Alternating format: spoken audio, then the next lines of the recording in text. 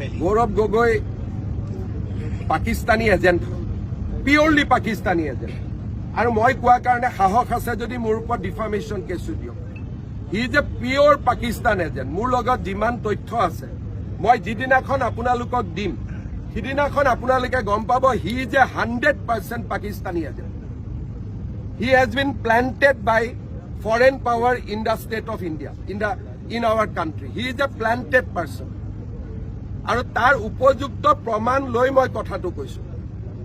নিয়মমতে ইলেকশ্যন আছে বুলি, ইলেকশ্যন নাথাকিলেতো মই আৰু কঠোৰ হৈ দেখুৱাই দিলোহেঁতেন।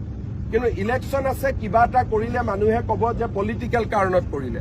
নহ'লে মোৰ হাতত ইমান দিন যিমানখিনি তথ্য আছে তাৰ পিছত তেওঁ আচলতে মুকলিভাৱে ঘূৰি থাকিবই নোৱাৰে। কোনোবাই ভাবি আছে যে কাগজ নাই নেকি, 10 ছেপ্টেম্বৰত দেখুওৱা নাই, কিন্তু ময়ে হয়। মই যি কৰিব লাগে টাইমত কৰিমেই, যি কৰিব লাগে 100%। আৰু he is a pure Pakistan agent. And as a chief minister মই কৈ আছো, he is a planted person. মই এজ এ চিফ মিনিষ্টাৰ কৈ আছো।